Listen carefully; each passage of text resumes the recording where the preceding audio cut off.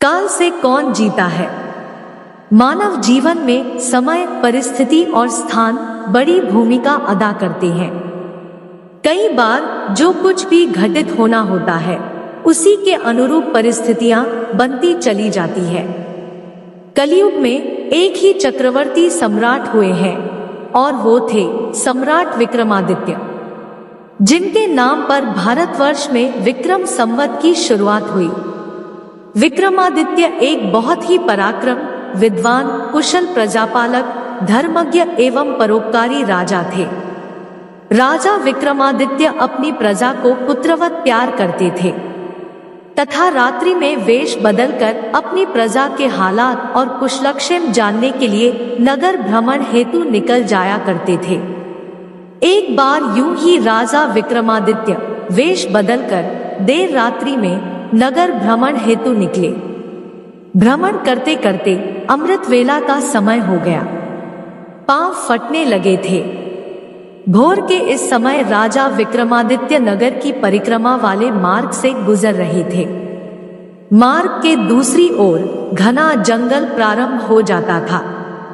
अचानक राजा ने देखा कि एक नौजवान लकड़हारा कंधे पर कुल्हाड़ी लिए जंगल में प्रवेश कर गया और लकड़ी काटने के लिए एक ऊंचे वृक्ष पर चढ़ गया। तत्काल ही राजा विक्रमादित्य ने देखा कि एक भयानक रीछ दौड़ा आया और उसी वृक्ष पर चढ़ने लगा, जिस पर वह नौजवान लकड़हारा लकड़ी काट रहा था। रीछ को वृक्ष पर चढ़ते देखकर राजा को बड़ा अचंभा हुआ, क्योंकि रीछ तो वृक्ष पर कभी नहीं चढ़ सकता। उस नौजवान लकड़हारे ने जब रीछ को अपनी ओर आते देखा तो उसके हाथ पांव फूल गए। भय के कारण उसके हाथ से वृक्ष की टहनी छूट गई और पृथ्वी पर गिरकर उसके प्राण पखेरु उड़ गए। तब रीछ वृक्ष से नीचे उतरा और राजा के देखते ही देखते उसने एक सुंदर लड़की का रूप धारण कर लिया और जंगल के समीप ही स्थित एक कुएं की जगत अर्थात मुंडेर पर जाकर बैठ गई। राजा दूर खड़ा कौतूहल से यह सब देख रहा था और सोच रहा था कि यह लड़की बना हुआ रीछ अब क्या करेगा। थोड़ी ही देर में राजा के दो सिपाही जो रात्रि गश्त पर थे उधर आ निकले और इत्तेफाक से दोनों सिपाही आपस में सगे भाई थे। छोटे भाई की नजर जब कुएं की मुंडेर पर बैठी उस सुंदर लड़की पर पड़ी तो बड़े भाई से बोला, देख भाई, कितनी सुंदर लड़की बैठी है। मेरा मन कर रहा है कि मैं इससे विवाह कर लूं। बड़ा भाई बोला, बड़े भाई के होते हुए छोटा भाई कैसे विवाह कर सकता है? बड़ा होने के नाते पहले मेरी है, इसलिए इससे विवाह तो मैं ही करूंगा। तब छोटा भाई बोला, इसे पहले मैंने देखा है, इसलिए इससे विवाह तो मैं ही करूंगा। तब बड़ा भाई बोला कि हम तो व्यर्थ ही झगड़ रहे हैं, क्यों ना हम इस लड़की से ही पूछ लें। यह हम दोनों में से जिसे पसंद करेगी वही इस लड़की से विवाह कर लेगा। इस प्रकार आपस में निर्णय करके दोनों भाई उस लड़की के पास पहुंचे।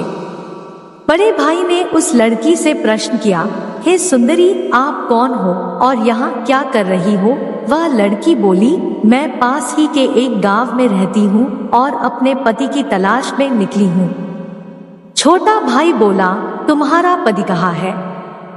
तुम चाहो तो उसे ढूंढने में हम तुम्हारी सहायता कर सकते हैं। तब वह लड़की बोली, अभी तो मैं कंवारी हूँ और किसी योग्य वर की तलाश में निकली हूँ। तब छोटा भाई बोला, हम दोनों भाई भी अभी कुंवारे हैं। यदि तुम चाहो तो हम में से किसी एक से विवाह कर सकती हो। लड़की बोली, मैं तुम दोनों में से एक से विवाह कर लूंगी, परंतु मेरी एक शर्त है। दोनों भाई बोले, क्या शर्त है तुम्हारी? लड़की बोली, तुम दोनों में से जो भी अधिक बहादुर होगा मैं उसी से विवाह करूंगी। इतना सुनते ही दोनों भाई स्वयं को एक दूसरे से श्रेष्ठ सिद्ध करने की इच्छा रखते हुए आपस में युद्ध करने लगे। लड़ते लड़ते दोनों भाइयों ने तलवारें निकाली और एक दूसरे के पेट में आर पार कर दी। इस प्रकार तड़फड़ कर दोनों भाइयों ने अपने प्राण त्याग दिए। तब वह लड़की जोर से हंसी और उठकर एक दिशा की ओर चल पड़ी। यह लड़की छलावा अब क्या करेगी, ऐसा सोचते हुए राजा विक्रमादित्य भी थोड़ी थोड़ी दूरी रखते हुए उस लड़की के पीछे पीछे चलने लगे। अब तक सूर्य भगवान भी पूर्ण रूप से उदय हो चुके थे, परंतु सम्राट विक्रमादित्य एक रीछ के वृक्ष पर चढ़ने और फिर एक सुंदर लड़की का रूप बदलने की विचित्र घटना अपनी आंखों से देखकर अपनी सुध-बुध खो बैठे थे। उन्हें अपनी भूख प्यास व राजपाट के विषय में कुछ भी ध्यान न रहा। ध्यान रहा तो केवल उस रहस्यमय सुंदर लड़की के विषय में जानने की जिज्ञासा। आता उस सुंदर लड़की का सावधानी पूर्वक दूरी बनाकर पीछा करते करते लगभग 200 कदम आगे चलने के बाद राजा विक्रमादित्य के विस्मय की सीमा न रही, क्योंकि राजा विक्रमादित्य के देखते ही देखते एकाएक वही सुंदर लड़की अब एक लड़की नहीं रही थी, अपितु एक जहरीले नाग का रूप धारण कर चुकी थी। वह जहरीला नाग अब बड़ी तेजी से आगे बढ़ने लगा।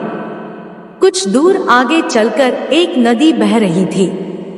वह भयानक जहरीला नाग नदी किनारे पहुंचकर कुछ क्षण रुका और राजा के देखते ही देखते नदी में कूद गया। नदी के बीचों बीच एक नाव चल रही थी जिसमें 20-25 लोग सवार थे। वह जहरीला नाग उस नाव की तरफ बढ़ने लगा। सम्राट विक्रमादित्य किनारे पर खड़े यह सब कुछ देख रहे थे। देखते ही देखते वह जहरीला नाग उस नाव में कूद गया। नाग पर नजर पड़ते ही नाव में भगदड़ मच गई और अपनी जान बचाने के लिए लोग नाव से पानी में कूद पड़े। उनमें से जो लोग तैरना जानते थे वे तो तैरकर नदी से बाहर निकल गए और जो तैरना नहीं जानते थे वे सभी लोग पानी में डूबकर मर गए। थोड़ी देर के बाद वह नाग नदी से बाहर निकला और नदी के किनारे किनारे आगे बढ़ने लगा। सम्राट विक्रमादित्य उसके पीछे पीछे चलने लगे। कुछ दूर जाकर राजा विक्रमादित्य को एक बार फिर आश्चर्यचकित होना पड़ा, क्योंकि उस नाग ने एक बार फिर अपना रूप बदला। अब वह एक वृद्ध ब्राह्मण के रूप में था। राजा विक्रमादित्य ने सोचा कि इस बलय रहस्यमय प्राणी के विषय में जानकारी लेने का अब उचित अवसर है, क्योंकि इस समय यह बलय एक वृद्ध ब्राह्मण के रूप में है।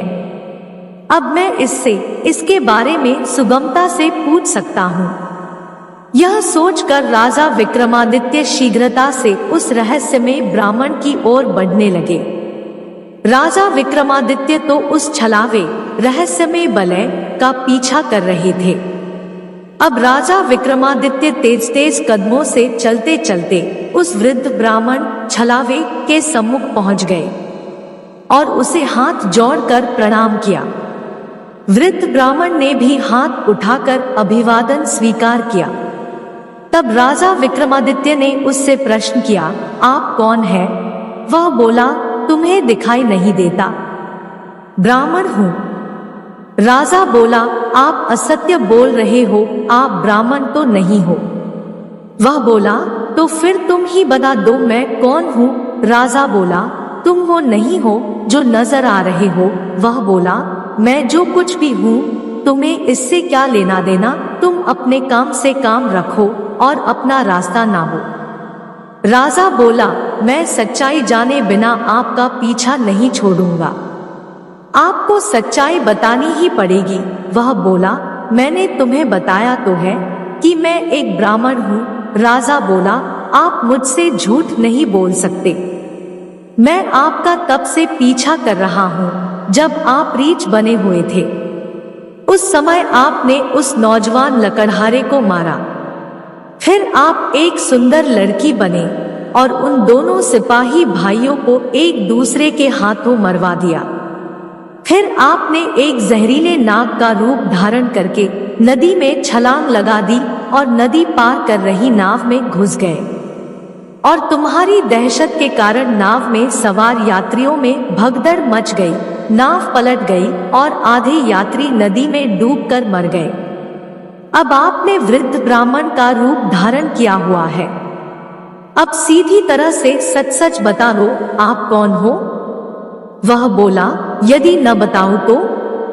यह सुनकर राजा ने अपनी तलवार निकाल ली और बोले, तो फिर मरने के लिए तैयार हो जाओ। तुम जानते नहीं, यह राजा विक्रमादित्य की नगरी है और मैं राजा का वफादार नौकर हूँ। इस धर्मात्मा राजा की नगरी में इतने लोगों की जान लेकर तुम जीवित बचकर नहीं जा सकते। अब मरने से पहले जल्दी से ये बता दो कि तुम कौन हो? राजा विक्रमादित्य की यह धमकी सुनकर वह वृद्ध ब्राह्मण जोर जोर से खिलखिलाकर हंस पड़ा और बोला, मैं जानता हूँ कि यह महाप्रतापी सम्राट विक्रमादित्य की राजधानी है और मैं यह भी जानता हूँ कि तुम ही विश्व प्रसिद्ध सम्राट विक्रमादित्य हो। फिर भी एक बात जान लो कि तुम मुझे नहीं मार सकते, बल्कि एक दिन ऐसा आएगा कि मैं ही तुम्हें मरने के लिए विवश कर दूंगा। उसके यह बोल सुनकर राजा विक्रमादित्य सोचने लगे कि जिसने इस वेश में भी मुझे पहचान लिया वह कोई छोटी मोटी हस्ती तो हो नहीं सकती। तो राजा थोड़े विनम्र होकर बोले, अब आपने मुझे पहचान ही लिया है तो कृपया आप बताएं कि आप वास्तव में कौन हो? तब वह ब्राह्मण बोला, किसी ने सत्य ही कहा है कि संसार में 4 प्रकार के हट प्रसिद्ध हैं, राजहट, बालहट, त्रियाहट और योग हट। तुम राजा हो, राजहट पर अड़े हो, बिना मेरी सच्चाई जाने तुम मानोगे नहीं, इसलिए मुझे बताना ही पड़ेगा कि मैं कौन हूँ। आता राजन, अब ध्यान लगाकर सुनो कि मैं कौन हूँ और तुम्हारी राजधानी में क्यों आया हूँ। तब उस वृद्ध ब्राह्मण ने बताना शुरू किया, हे राजन, मैं तुम्हें बताता हूँ कि मैं कौन हूँ। जो भी मैं बताऊंगा एक एक शब्द ध्यान लगाकर सुनना। मेरा नाम काल है। तुम जानते हो कि इस संसार में जितने भी प्राणी जन्म लेते हैं उनकी मृत्यु निश्चित है, इसलिए इस भूमि को मृत्युलोक भी कहा जाता है। जब प्राणी माता के गर्भ में आता है तो उसके पूर्णांग बनने के बाद आत्मा उसमें प्रवेश करती है, अर्थात वह सजीव हो उठता है। उसी समय उसकी मृत्यु का समय, स्थान और परिस्थिति, अर्थात मृत्यु किस प्रकार से होगी, यह भी विधाता की ओर से निश्चित कर दिया जाता है। राजन, तुम यह भी जानते हो कि दुनिया के हर प्राणी के जन्म का लेखा जोखा चित्रगुप्त के पास है। जब भी किसी प्राणी की मृत्यु का समय आ जाता है तो वह धर्मराज को सूचित करते हैं। अब क्योंकि सभी प्राणियों की मुक्ति मृत्यु का विभाग भगवान शिव के पास है, आता धर्मराज उस प्राणी को मृत्यु प्रदान करने की आज्ञा भगवान शिव से मांगते हैं। जब भगवान शिव आज्ञा दे देते हैं तो धर्मराज मुझे अर्थात काल को आज्ञा देते हैं। तब मैं मृत्युलोक अथवा पृथ्वी पर आता हूँ। मुझे यह पता होता है कि किस प्राणी की किस समय, किस स्थान पर और किस परिस्थिति में मृत्यु होगी। मैं उस प्राणी को निश्चित समय पर उसी निश्चित स्थान पर लेकर जाता हूँ अथवा पहुँचा देता हूँ जहाँ पर उसकी मृत्यु लिखी हुई है अथवा निश्चित है, और जिस प्रकार से उसकी मृत्यु लिखी गई है मैं उस स्थान पर वैसी ही परिस्थितियां अथवा हालात बना देता हूँ। उस लकड़हारे को मैंने नहीं मारा। राजा विक्रमादित्य बोले, तुम फिर झूठ बोल रहे हो। मैंने स्वयं अपनी आंखों से देखा है कि उस लकड़हारे की मृत्यु का कारण तुम ही थे। वृद्ध ब्राह्मण बोला, बेशक कारण मैं बना था, लेकिन सांसारिक लोग तो यही समझते हैं कि लकड़हारे की मृत्यु वृक्ष से गिरकर वृक्ष का टहनी टूटने के कारण हुई है, और फिर मुझे तो मृत्यु देव धर्मराज के आदेश का पालन करना ही पड़ता है। उसकी मृत्यु वृक्ष पर से गिरने के कारण लिखी गई थी, इसलिए मैंने रीछ बनकर वैसी ही परिस्थितियां वह हालात पैदा कर दिए।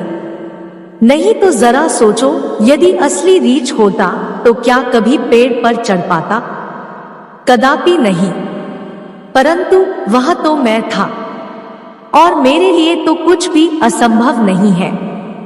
अगर उन सिपाही भाइयों की बात करें तो उनको भी मैंने नहीं मारा, उनकी मृत्यु एक दूसरे के हाथों लिखी थी। अतः उनके लिए मुझे सुंदर लड़की बनना पड़ा।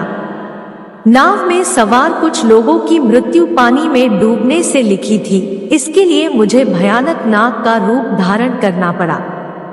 राजन, मुझे लगता है कि अब तो आप अच्छी तरह समझ गए होंगे कि मैं कौन हूँ और तुम्हारी नगरी में क्यों आया था, और यह भी समझ गए होंगे कि समय, स्थान और परिस्थिति की सांसारिक प्राणी के जीवन में कितनी बड़ी भूमिका होती है। राजा विक्रमादित्य ने वृद्ध ब्राह्मण रूपी काल की बात बड़े ध्यान से सुनी और गंभीर हो गए। काल कहने लगा, हे राजन, अब मैं चलता हूँ। राजा विक्रमादित्य बोले, हे कालदेव, आपने मुझे बहुत अच्छी जानकारी दी है, जिसके लिए मैं आपका बहुत आभार व्यक्त करता हूँ। कृपया जाने से पहले मेरे एक और प्रश्न का उत्तर देते जाइए। कालदेव बोले, पूछो, क्या पूछना चाहते हो? शीघ्र पूछो, मेरे पास इतना समय नहीं है। राजा विक्रमादित्य बोले, कृपा करके मुझे यह बताइए कि मेरी मृत्यु कब, किस स्थान पर और किस प्रकार से होगी? कालदेव बोले, हे राजन, मैं यह तो बता सकता हूँ कि तुम्हारी मृत्यु कहाँ और किस प्रकार से होगी, परंतु यह नहीं बता सकता कि तुम्हारी मृत्यु कब होगी। राजा विक्रमादित्य बोले, हे कालदेव, मृत्यु का समय बताने में आपको क्या आपत्ति है? कालदेव बोले, हे राजन, यदि मैंने पहले ही आपको मृत्यु का समय बता दिया तो इसी क्षण से आप चिंताग्रस्त हो जाओगे, और आप तो जानते ही हो कि चिंता चिता समान होती है। अभी तो आपको अपने शासनकाल में बहुत से शुभ और जन कल्याण के कार्य करने हैं। राजा विक्रमादित्य बोले, चलो, समय न सही, यह तो बता दो कि मेरी मृत्यु कहाँ और कैसे होगी। कालदेव बोले, सुनो राजन, तुम्हारी मृत्यु तुम्हारे ही महल में सीढ़ियों पर से पांव फिसल कर गिरने के कारण से होगी। इतनी बात सम्राट विक्रमादित्य को बताकर वृद्ध ब्राह्मण रूपी काल शीघ्रता से एक दिशा की ओर चल पड़े और कुछ दूर जाकर विलुप्त हो गए। इस वक्त तक सूर्य भगवान भी पूर्ण रूप से अस्त हो चुके थे। चारों तरफ अंधकार छा गया था। राजा विक्रमादित्य अब तक शारीरिक और मानसिक रूप से थक चुके थे। आता मन में गहन सोच विचार लिए हुए तेज कदमों से अपने महल की प्रस्थान कर गए, और आगे चलकर सचमुच में ऐसा ही हुआ। राजा विक्रमादित्य की मृत्यु अपने महल की सीढ़ियों से फिसलकर गिरने से ही हुई थी, और इस कथन की पुष्टि इतिहासकारों ने भी की है। जय राजा विक्रमादित्य। अगर वीडियो पसंद आई तो हमारे चैनल को सब्सक्राइब करें। धन्यवाद।